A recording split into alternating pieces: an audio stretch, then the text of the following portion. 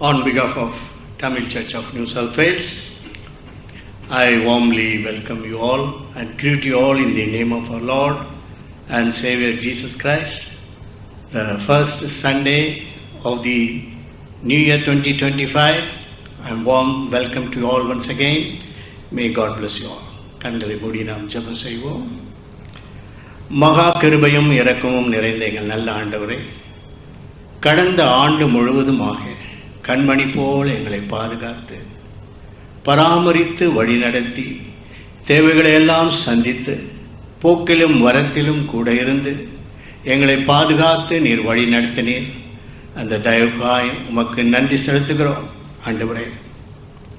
எத்தனையோ பேர் இந்த புதிய ஆண்டை காணக்கூடாதபடி கடந்து போனார்கள்.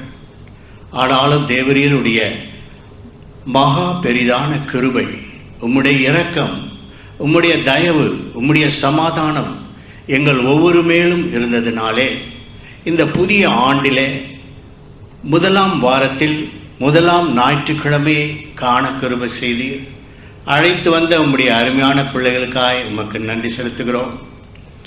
உம்முடைய கிருபை, உம்முடைய இரக்கம், உம்முடைய சமாதானம் உம்முடைய பிள்ளைகள் ஒவ்வொருவரோடு கூட இருப்பதாக. என் கண்மலை மீட்பெருமாய் கர்த்தாவே, அடிமையின் வாயின் வார்த்தைகள், இருதயத்தின் சிந்தனைகள், தியானம் உடைய சமூகத்திலே பிரீதியாக இருப்பதாக. சத்துரு பலன் கொள்ளாதபடி செய்வதாக.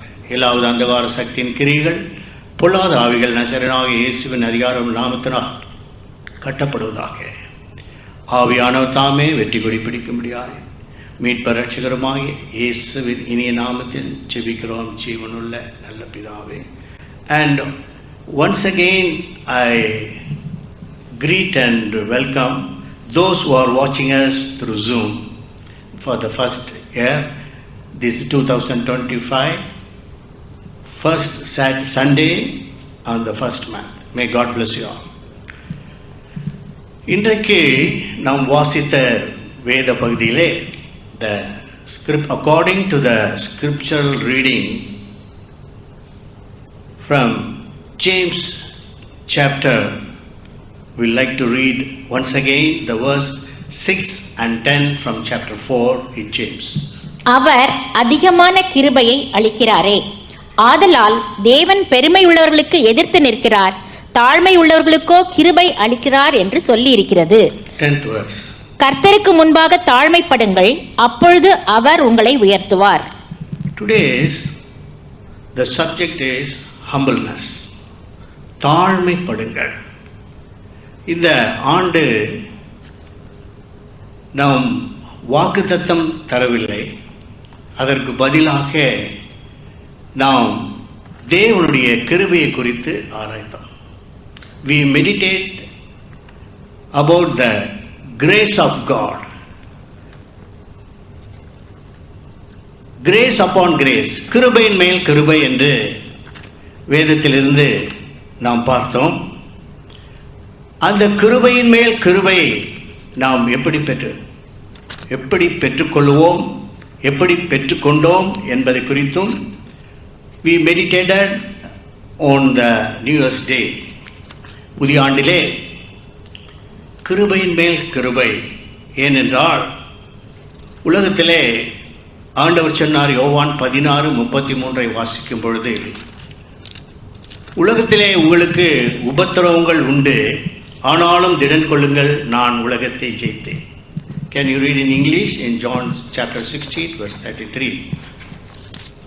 யோவான் 16:33 வாசிக்க கேட்கிறேன். These things I have spoken to you, that in me you may have peace. In the world you will have tribulation, but be of good cheer. I have overcome the world.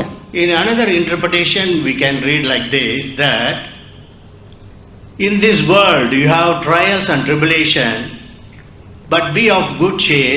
I have conquered the world. உலகத்தை ஜெயித்தேன் என்று சொல்லப்பட்டது. In English there are many interpretations. That interpretation varies from version to version. ஆங்கில வேதாகமத்திலே மொழிபெயர்ப்பானது ஒவ்வொரு பதிவிலும் வெவ்வேறு விதமாக இருக்கும். ஆனால் the nearest interpretation is Who know that the nearest interpretation from Greek, Hebrew and Latin is only Tamil. Tamil வேதாகமம் தான் எபிரேய, கிரேக்க, லத்தீன் என்ற பாஷைகளிலே நீங்கள் அந்த வேதாகமத்தை எடுத்து பார்ப்பீர்களானால், if you see the first page in Tamil version, you can see that it has been interpreted from Greek, Latin, மூல பாஷை என்று சொல்லப்பட்டிருக்கு. கிரேக்க, லத்தீன், எபிரேய, கிரேக்க, லத்தீன் என்ற பாஷைகளிலிருந்து மொழிபெயர்க்கப்பட்டது என்று வேதம் சொல்கிறது. So today's subject is humbleness. We are going to see 4 different kings who humbled themselves and received grace from the Lord. 4 வெவ்வேறு ராஜாக்களை குறித்து பழைய ஏற்பாட்டிலிருந்து நாம் வேதத்தை ஆராய்ந்து பார்க்கிறோம். அவர்கள் எப்படி தங்களை தாழ்த்தி தேவனிடத்திலே கிருபையை பெற்றார்கள். To receive grace from the Lord, one has to humble himself. Without humbling before God, without humbleness, no one can receive grace from the Lord. ஆனால் வேதம் சொல்கிறது, when you read John chapter 1 verse 16, யோவான் 1 அதிகாரம் 16 வசனத்தை வாசிக்க கேட்போம். அவருடைய பரிபூர்ணத்தினால் நாம் எல்லோரும் கிருபையின் மேல் கிருபை பெற்றோம். எப்படியெனில் நியாயப்பிரமாணம் மோசேயின் மூலமாய் கொடுக்கப்பட்டது, கிருபையும் சத்தியமும் இயேசு கிறிஸ்துவின் மூலமாய் உண்டாயின. By his fullness we all have received grace upon grace. வேதத்திலே this interpretation is very important. Grace upon grace. கிருபையின் மேல் கிருபை. சாதாரண கிருபை அல்ல. Grace upon grace by his fullness. அவர் பரிபூர்ணம் அடைந்ததினாலே. But for one man's disobedience, the death overcame those who have not sinned. ஆதாமினுடைய மீறுதலினாலே பாவம் செய்யாதவர்களையும் மரணம் ஆட்கொண்டது. எபிரேயர் 5 அதிகாரம் 14 வசனத்தை நாம் வாசிக்கும் போது அப்போஸ்தலனாகிய Paul writes to Romans saying this particular verse. ரோமர் 5:14 நாம் வாசிப்போம். அப்படியிருந்தும் மரணமானது ஆதாம் முதல் மோசே வரைக்கும் ஆதாமின் மீறுதலுக்கொப்பாய் பாவம் செய்யாதவர்களையும் ஆண்டு கொண்டது. The death overruled those who have not sinned, but because of Adam's disobedience. Adam did not sin. He disobeyed the law of God. He disobeyed the command, the only one command. Do not eat the forbidden fruit. இந்த விளக்கப்பட்ட அந்த மரத்தின் கனியை, நன்மை தீமை அறியத்தக்கதான அந்த விருட்சத்தின் கனியை புசிக்க வேண்டாம், அதை புசிக்கும் நாளில் சாகவே சாவாய் என்று கட்டளை கொடுத்தார். ஏவாள் செய்தது பாவம், ஆதாம் செய்தது மீறுதல். He violated. That's what Paul clearly writes. Again you read, ஆதாமின் மீறுதலுக்கு ஒப்பாய். ஆதாம் 5:14. அப்படியிருந்தும் மரணமானது ஆதாம் முதல் மோசே வரைக்கும் ஆதாமின் மீறுதலுக்கு ஒப்பாய். ஆதாமின் மீறுதல் ஏவாளின் பாவம். You need to understand, because Adam did not know what he is eating. அவனுக்கு எதுவுமே தெரியாது. மனைவி கொடுத்தா சாப்பிட்டா. இன்னைக்கு அநேக கணவன்மார்கள் அப்படிதான். பொண்டாட்டி எது கொடுத்தாலும் சாப்பிடுவாங்க, சாப்பிட்டுட்டு புகழ்வாங்க, நல்லா இருக்கு, இல்லாட்டி அடுத்த நாள் சாப்பாடு கிடைக்காது. ஸோ இவன் ஆதாம் என்ன செய்தா, he didn't know what he gave, what she gave to him. என்ன கொடுத்தானே தெரியல, வாங்கி சாப்பிட்டார். இல்லையா? கேட்டுக்கலாம் இல்லையா? இது என்ன பழம்? ஆண்டவர் ஒரு பழத்தை சொன்னாரே. God told us not to eat the forbidden fruit, whether it is the forbidden fruit or not. He didn't ask any question, just he consumed it. அதனால தான் மரணம். ஆகவே ஒரு மனிதனுடைய மீறுதலினாலே மனித குலத்துக்கு மரணம் உண்டாயிற்று. But for the disobedience of one person, death overruled those who have not sinned. பாவம் செய்யாதவர்களையும் மரணம் ஆண்டு கொண்டது என்று சொல்லப்பட்டது. But for the obedience of one person, one man, who is that one man? Son of man, Jesus Christ. He overruled the death and gave the everlasting life came to the mankind because of his obedience till to the end on the cross. அந்த மரணம், கடைசி மரணம், சிலுவையின் மரணம் வரையும் அவர் கீழ்ப்படிந்ததினாலே பாவம் செய்யாதவர்களையும் ஆண்டு கொண்ட மரணத்தை ஜெயித்து மனு குலத்துக்கு நித்திய ஜீவனை அளித்தார். He gave the everlasting life to the whole mankind, but for his obedience. That is why it is said that by his fullness we all have received grace upon grace. அவருடைய பரிபூரணத்தினாலே, ஃபுல்னஸ் என்று சொல்லும் பொழுது பரிபூரணத்தினாலே நாம் எல்லோருமே கிருபையின் மேல் கிருபையை பெற்றுக்கொண்டோம். Already we have received. We have received. Only thing is that you need to believe that we have received the grace. So we are going to see about, I go shortly. First, we read in 2 Kings chapter 22 verse 1 and 2. இரண்டு ராஜாக்கள் 22ஆம் அதிகாரம் முதல் வசனத்தை வாசிப்போம். யோசியா ராஜாவாகிற போது 8 வயதாயிருந்து 31 வருஷம் எருசலேமில் அரசாண்டான். போஸ்காத் ஊரானாகிய அதாயாவின் குமாரத்தியான அவன் தாயின் பேர் எதிதாள். There was a king. His name is Josiah. யோசியா என்று தமிழிலே சொல்லப்பட்டிருக்கிறது. He became king when he was 8 years. 8 வயது குழந்தை அரசாட்சி பண்றான். எப்படி இருந்திருக்கும் பாருங்க. He was only 8 years. ஆனால் இந்த 8 வயதானவன் 18 வயது வரைக்கும் he was ruling. 18 வருஷம் அரசாட்சி பண்ணுகிறான். அவன் என்ன செய்தான் வாசிங்க அடுத்த வசனம். அவன் கர்த்தரின் பார்வைக்கு செம்மையானதை செய்து, See, he walked in the ways of the Lord. 8 வயசிலேயே குழந்தை தேவனுடைய வழிகளிலே நடந்தான். We walked in the ways of Lord என்று எழுதப்பட்டிருக்கு. Just 8 years. But are we teaching our children to walk in the ways? இப்போ 10 வயசானாலே பசங்களுக்கு கோவம் வந்தது இல்லையா? சின்ன வயசுலேயே முறைக்கிறாங்க அப்பாவை. அம்மா சொன்னால் கேட்கறது இல்லை, அப்பா சொன்னால் கேட்கறது இல்லை இல்லையா? But the king was 8 years. 8 வயது ராஜாவானான். 18ஆம் வயதில் அவனுக்கு he had a vision. அவனுக்கு என்ன ஆயிடுச்சுனாக்கா he was disturbed and he wanted to repair the temple of God. 18 வயசிலே அவன் என்ன செய்தான்? தேவனுடைய ஆலயத்தை பழுதுபார்க்கும்படியாக கட்டளை கொடுக்கிறான்.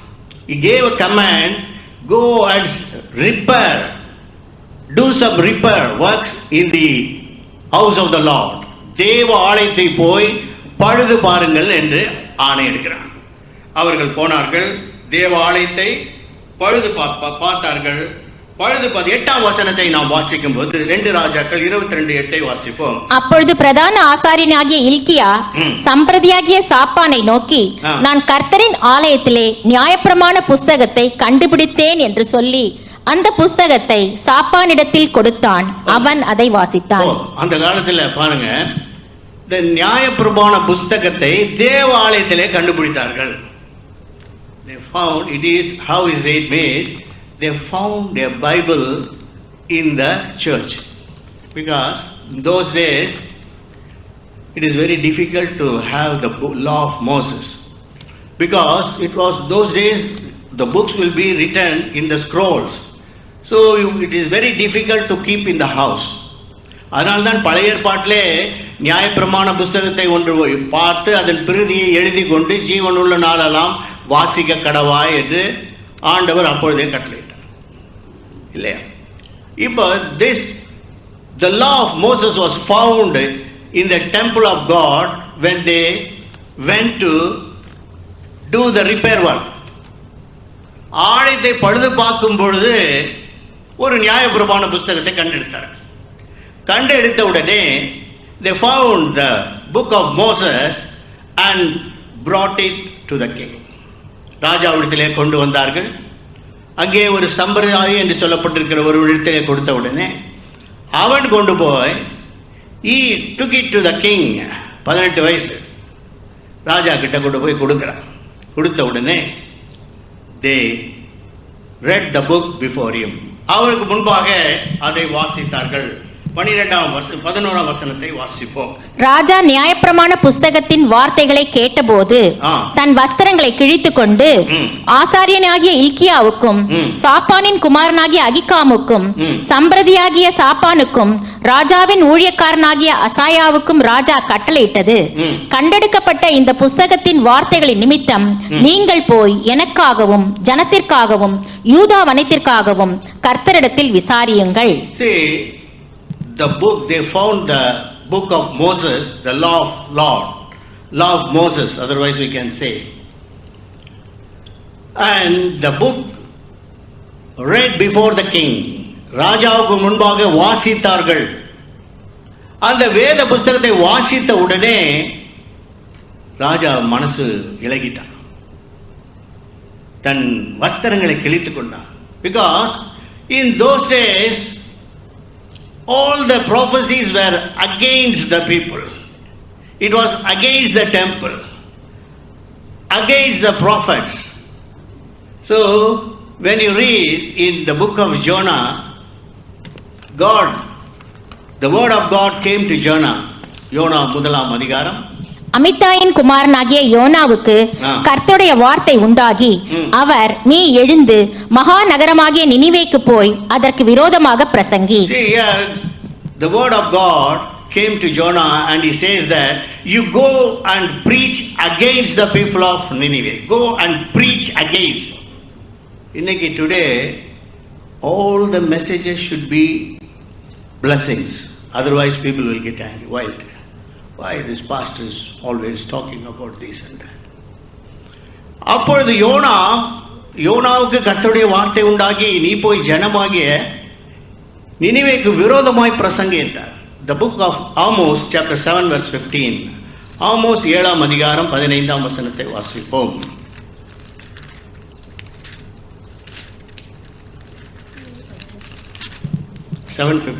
ஆனால் மந்தையின் பின்னாலே போகிறபோது என்னை கர்த்தர் அழைத்து, நீ போய் என் ஜனமாகிய இஸ்ரவேலுக்கு விரோதமாக தீர்க்க தரிசனம் சொல்லு என்று. And prophesy against my people. என் ஜனமாகிய இஸ்ரவேலுக்கு விரோதமாய் தீர்க்க தரிசனம் சொல்லு. Ezekiel 13 verse 2. The book of Ezekiel 13 verse 2. மனுபுத்திரனே, தீர்க்க தரிசனம் சொல்லுகிற இஸ்ரவேலின் தீர்க்க தரிசிகளுக்கு விரோதமாக நீ தீர்க்க தரிசனம் உரைத்து. Go and prophesy against the prophets of Israel. இஸ்ரவேல் தீர்க்க தரிசிக்கு விரோதமாய் தீர்க்க தரிசனம் சொல்லு. Ezekiel 34 verse 2, verse 1 and 2. Ezekiel 34 1 2 வாசிப்போம். கர்த்தருடைய வார்த்தை எனக்கு உண்டாகி, மனுபுத்திரனே, இஸ்ரவேலின் மேய்ப்பருக்கு விரோதமாக தீர்க்க தரிசனம் உரை. And prophecy against the shepherds. பாருங்க, ஆலயத்துக்கு விரோதமாய் தீர்க்க தரிசனம், நினிவேக்கு விரோதமாய் பிரசங்கம் பண்ணு, என் ஜனமாகிய இஸ்ரவேலுக்கு விரோதமாய் தீர்க்க சொல்லு, தீர்க்கதரிசிகளுக்கு விரோதமாய் தீர்க்க சொல்லு, மேய்ப்பர்களுக்கு விரோதமாய் தீர்க்க. Preach against them. ஏனென்றால் those days the prophecy was like that. அப்பொழுதுதான் மனம் திரும்புதல் உண்டாகும். Then only the people will repent and they will turn to God. Here when the king heard what was read before him, he sat down in sackcloth. He fasted. உபாசல் உட்கார்ந்து சட்டையெல்லாம் கிழிச்சிட்டு கீழே உட்கார்ந்து தன்னை தாழ்த்தினார். He humbled himself. அங்கே என்ன செய்யப்பட்டிருக்கிறது என்றால், அவன் போய் தன்னை தாழ்த்தினான் என்று சொல்லப்பட்டிருக்கு. வாசிப்போம் நாம் கடைசியாக 2 ராஜாக்கள் 22ஆம் அதிகாரம் 19, 20 வசனங்களை வாசிப்போம். நான் இந்த ஸ்தலத்திற்கும் அதன் குடிகளுக்கும் விரோதமாக அவர்கள் பாழும் சாபமும் ஆவார்கள் என்று சொன்னதை நீ கேட்டபோது உன் இருதயம் இளகி நீ கர்த்தருக்கு முன்பாக உன்னை தாழ்த்தி உன் வஸ்திரங்களை கிழித்துக் கொண்டு எனக்கு முன்பாக அழுதபடினால் நானும் உன் விண்ணப்பத்தை கேட்டேன். இதுல there is a mystery in this. Whenever you read or whenever you hear a good message, and the message, if the message comes against you, immediately you have to repent. You have to accept it. எனக்கு தான் ஆண்டவர் இதை பேசினார், என்னுடைய குறைகளை ஆண்டவர் நிவர்த்தி செய்கிறார். What you are lacking. ஒரு ஐஸ்வர்யவான் ஓடி வந்தான், ஆண்டவர் அவனிடத்தில் அன்பு கூர்ந்து சொன்னார், உன்னிடத்தில் ஒரு குறை உண்டு. You read Mark chapter 10 verse 20. A rich man came to Jesus. பின்பு அவர் புறப்பட்டு வழியில் 10:17 வழியிலே போகையில் ஒருவன் ஓடி வந்து அவருக்கு முன்பாக முழங்கால் படியிட்டு, நல்ல போதகரே, நித்திய ஜீவனை சுதந்திரித்துக் கொள்ளும்படி நான் என்ன செய்ய வேண்டும் என்று கேட்டான். 20:21. அதற்கு அவன், போதகரே, இவைகளெல்லாம் நான் என் சிறு வயது முதல் கை கொண்டிருக்கிறேன் என்றான். இயேசு அவனை பார்த்து அவனிடத்தில் அன்பு கூர்ந்து, உன்னிடத்தில் ஒரு குறைவு உண்டு. ஆண்டவர் அன்பு கூர்ந்து சொல்றாரு, உன்னிடத்தில் ஒரு குறை உண்டு. இன்னைக்கு உங்ககிட்ட ஒரு குறை இருக்குன்னு சொன்னோன்னு நமக்கு என்ன ஆயிடும்? என்கிட்ட என்ன குறை இருக்கு, நான் எல்லாம் நல்லதான். இல்லைப்பா, நீ கோவப்படுற. நோ நோ நோ, ஐ ஆம் அ குட் மேன், ஐ ஆம் அ குட் பர்சன். இல்லை உனக்கு ரொம்ப கோவம் வருது, ரொம்ப ஸ்ட்ரெஸ் அதிகமாக இருக்கு, டென்ஷன் ஆயிடுற, உடனே நம்மளால ஒத்துக்க முடியறதில்ல இல்லையா? ஆனால் இந்த தீர்க்கதரிசன வசனங்களை கேட்ட உடனே, the moment when he heard the word of God from the law, immediately he repented. He cried, he literally wept. ராஜா அழுதான், அழுது தன்னை தாழ்த்தினான். He humbled himself. Therefore the prophecy came through the prophet saying that I have heard your supplication. உன்னுடைய விண்ணப்பத்தை கேட்டேன், விண்ணப்பத்தை கேட்டேன். I heard your supplication. What is supplication and what is prayer? Many Christians do not know what is supplication and what is prayer. What is supplication? Lord, I want this. நான் ஒரு car வாங்கணும். ஆண்டவரே, எனக்கு ஒரு நல்ல வீடு தாங்க, நல்ல ஒரு காணி தாங்க, இல்லையா? எனக்கு ஒரு நல்ல பெண்ணு பார்க்கணும்னு சொல்றார், நல்ல மனைவி வேண்டும்னு கேட்கிறார். இதெல்லாம் தான் சப்ளிகேஷன், விண்ணப்பம். Prayer means when you pray for others. ஆண்டவரே, எதிர் வீட்டுக்காரன் ரட்சிக்கப்படலை, என் பக்கத்து வீட்டுக்காரன் ரட்சிக்கப்படலை, என் தம்பி ரட்சிக்கப்படலை, என் அண்ணன் ரட்சிக்கப்படலை, இல்லையா? My children are like that. When you pray for others, it is prayer. When you pray for yourself, it is supplication. That you need to understand. ஆகதான் நீங்க ஆண்டவர் சொல்றார், உன் விண்ணப்பத்தை கேட்டேன். You have humbled yourself. ஓசியா 8 வயதுல அவன் ராஜாவாய் 18 அவன் 32 வருஷம் என்று நினைக்கிறேன் அவன் அரசாண்டான். அடுத்ததாக we are going to read இன்னொரு ராஜாவை குறித்து 1 ராஜாக்களின் புஸ்தகம் 21ஆம் அதிகாரத்தை நாம் வாசிக்கலாம். இவைகளுக்கு பின்பு யெஸ்ரயேலனாகிய நாபோத்துக்கு யெஸ்ரயேலிலே சமாரியாவின் ராஜாவாகிய ஆகாபின் அரமனை அண்டையிலே ஒரு திராட்சை தோட்டம் இருந்தது. ஆகாப் நாபோத்தோட பேசி, உன் திராட்சை தோட்டம் என் வீட்டிற்கு அடுத்திருக்கிறபடியால் அதை கீரை கொள்ளையாக்கும்படி எனக்கு கொடு, அதை பார்க்கிலும் நல்ல திராட்சை தோட்டத்தை அதற்கு பதிலாக உனக்கு தருவேன், அல்லது உனக்கு வேண்டுமானால் அதன் விலைக்கிரயமான பணத்தை தருவேன் என்றான். இங்கே நல்லா நாம் பார்க்க வேண்டும். ஆகாப் என்கிற ஒரு ராஜா. ஆகாப், அவனுடைய மனைவி பேர் யெசபேல். இங்கே இந்த ராஜாவுடைய அரண்மனைக்கு பக்கத்தில் ஒரு கீரை தோட்டம் இருக்கு இல்லையா? இந்த கீரை தோட்டத்து மேல ராஜாவுக்கு ஆசை.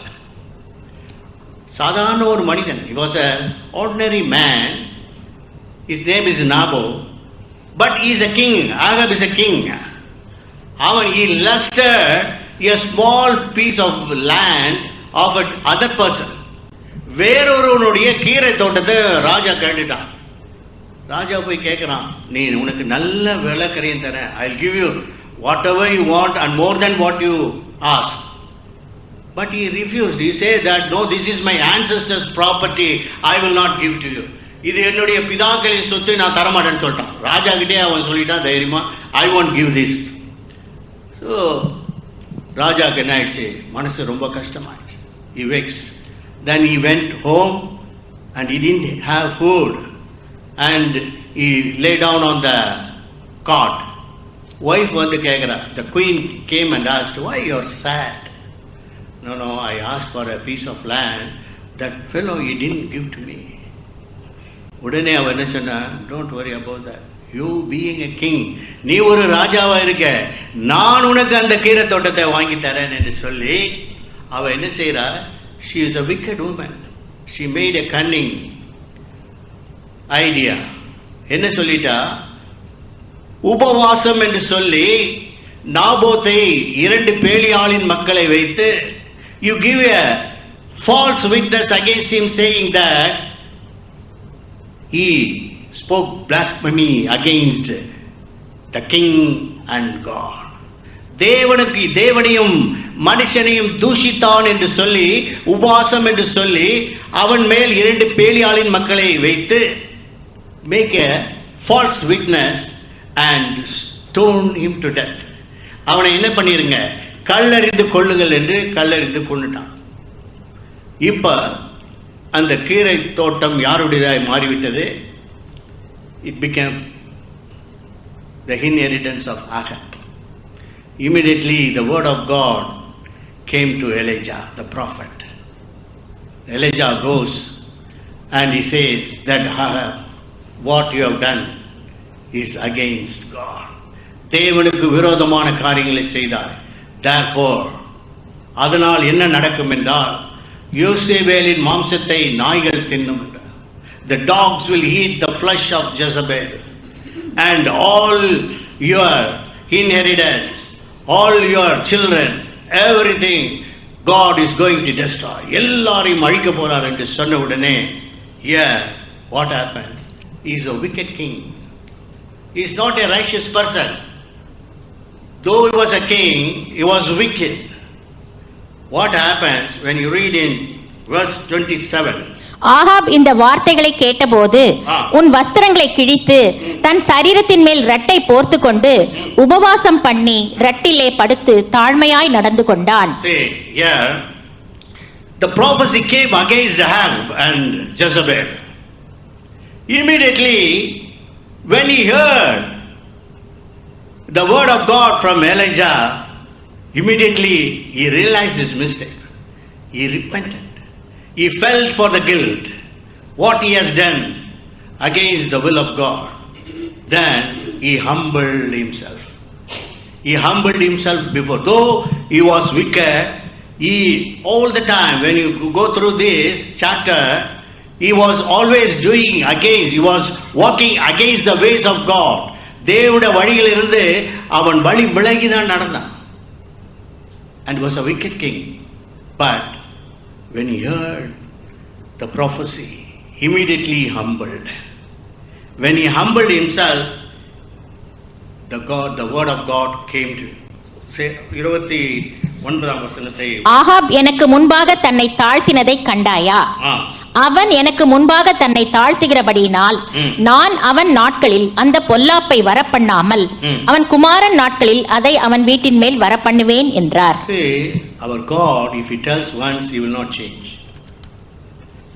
What he has said, what is written is written. எழுதினது எழுதினது.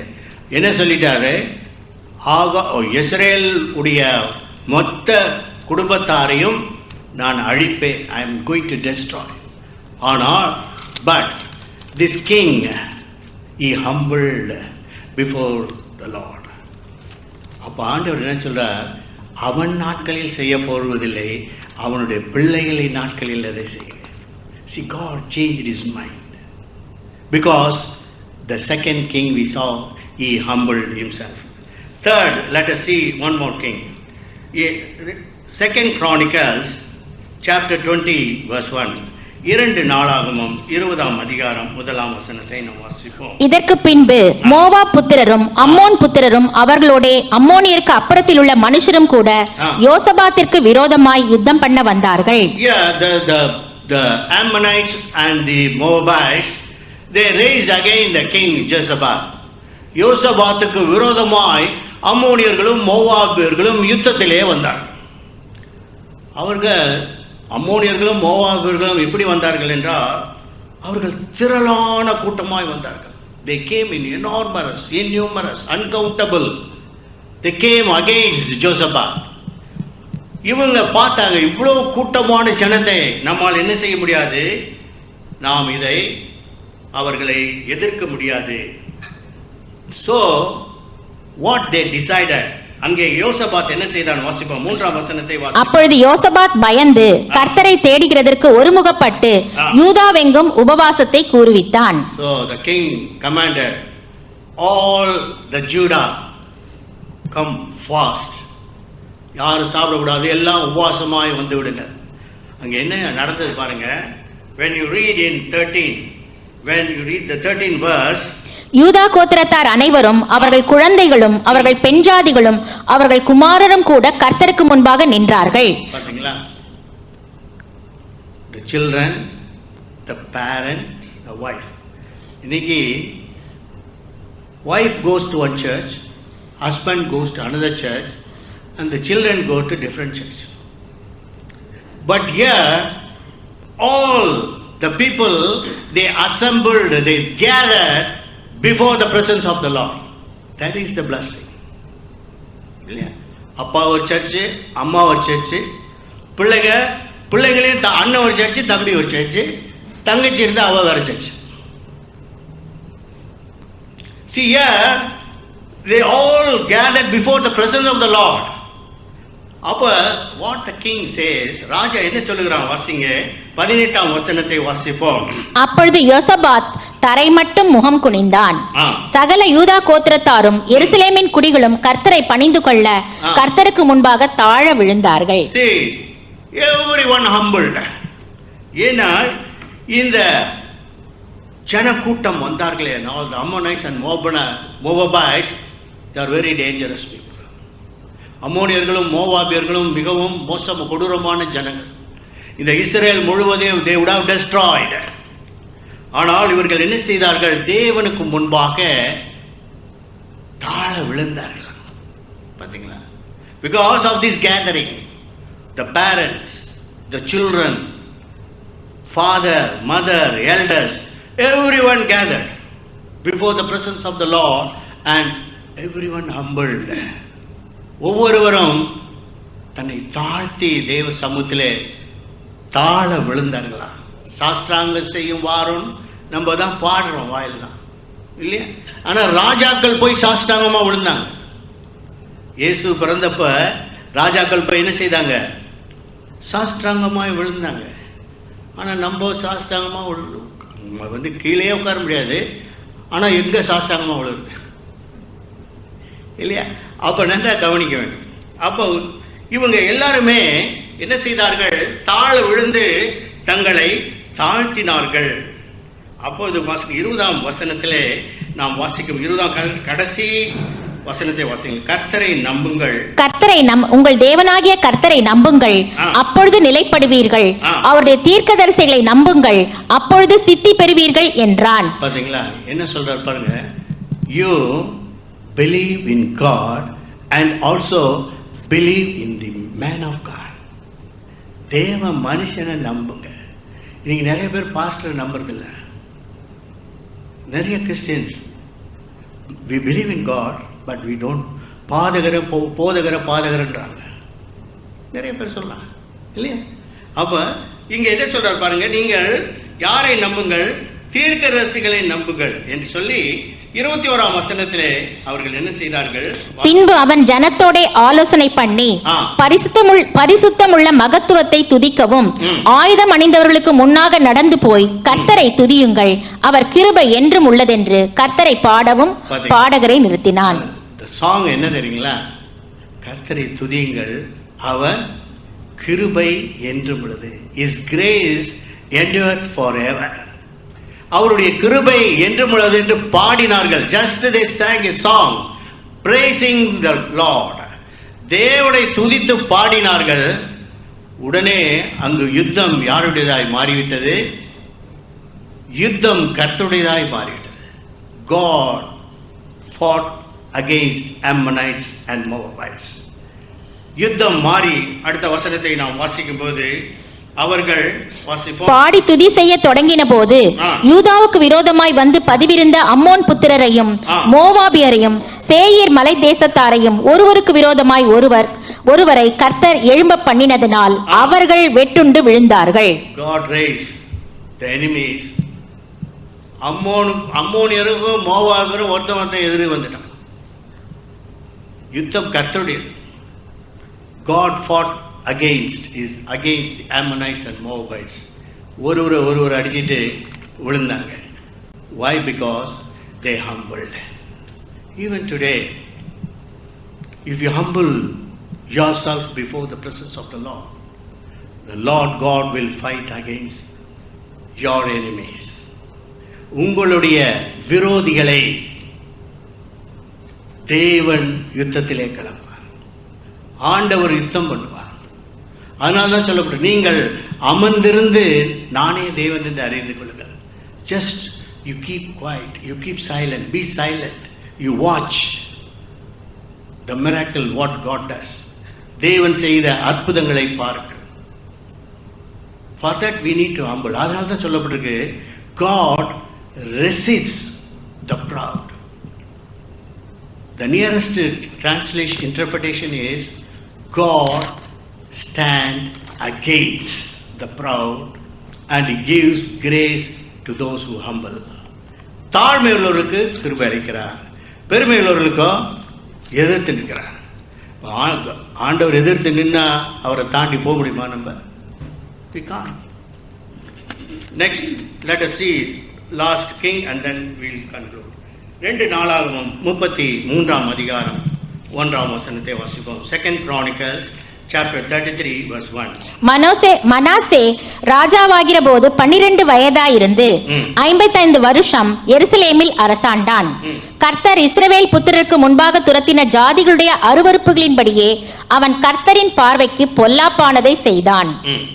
அவன் தன் தகப்பனாகிய எசேக்கியா தகர்த்து போட்ட மேடைகளை திரும்பவும் கட்டி பாகால்களுக்கு பலிபீடங்களை எடுப்பித்து விக்கிரக தோப்புகளை உண்டாக்கி வானத்தின் சேனையெல்லாம் பணிந்து கொண்டு அவைகளை சேவித்து எருசலேமிலே என் நாமம் என்றென்றைக்கும் விளங்கும் என்று கர்த்தர் சொன்ன தம்முடைய ஆலயத்திலே பலிபீடங்களை கட்டி கர்த்தருடைய ஆலயத்தின் 2 பிரகாரங்களிலும் வானத்தின் சேனைகளுக்கெல்லாம் பலிபீடங்களை கட்டினான். You see this king Manasseh. He walked against God. தேவனுக்கு விரோதமாய் நடந்தான். கர்த்தருடைய பார்வைக்கு பொல்லாப்பானங்களை செய்தான். He did all wrong things. எல்லாம் தப்பான என்ன செய்துட்டான் பாருங்க. தேவனுடைய ஆலயத்துக்குள்ளாகவே விக்கிரகங்களை வச்சுட்டான். தேவ ஆலயத்துக்குள்ள என்ன வச்சுட்டான்? விக்கிரகங்களை கொண்டு வந்து நாட்டி விட்டான். It's a grave mistake what he has done. பிற்பாடு ஜனங்களை வழி விலகி போகப்பட்டான்.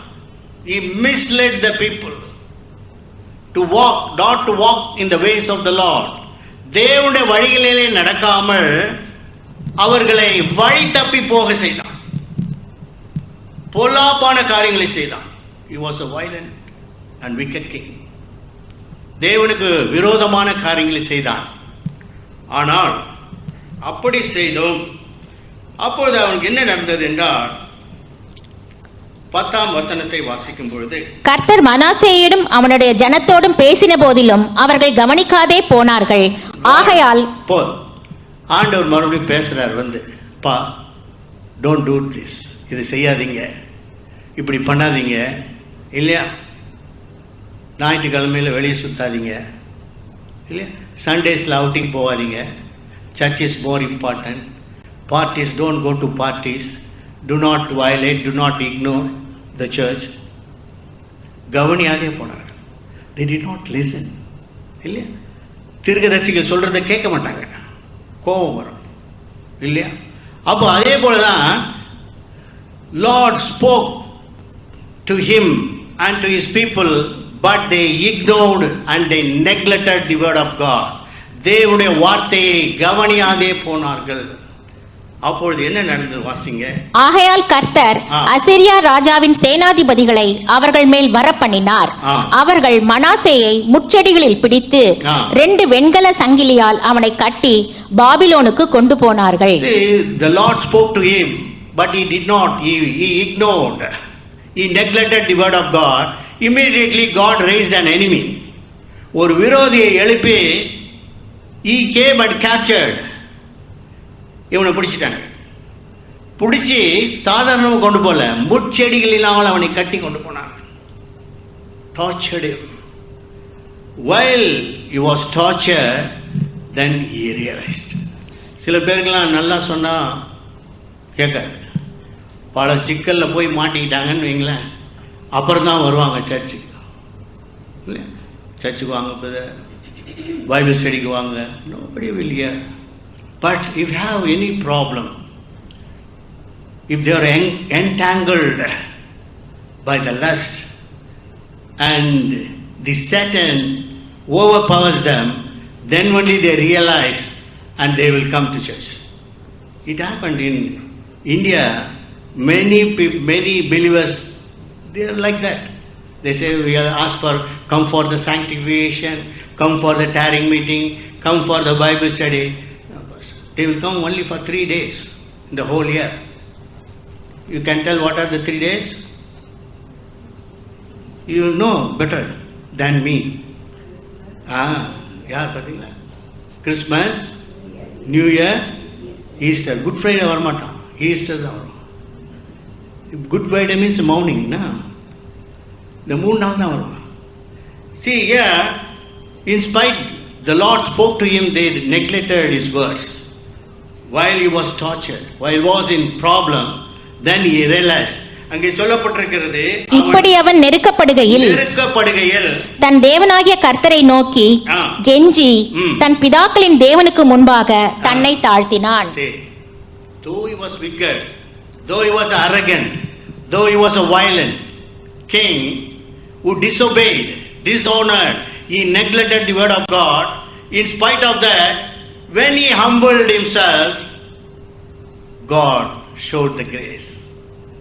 பார்த்தீங்களா? அதனால தான் தாழ்மையுள்ளவர்களுக்கு தேவன் கிருபை அளிக்கிறார்.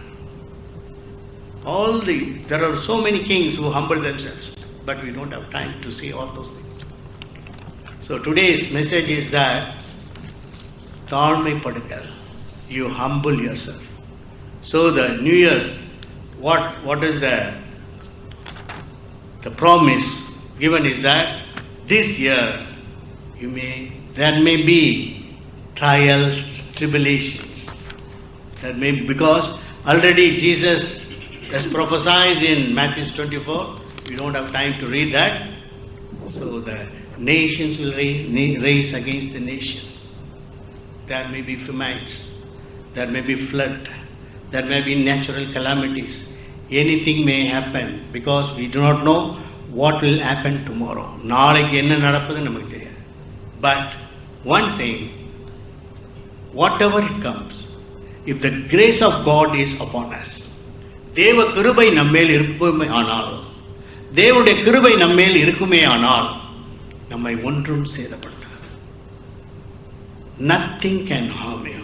இல்லையா? Because already God has given the promises. He has given covenant. என்ன கொடுத்திருக்கார்?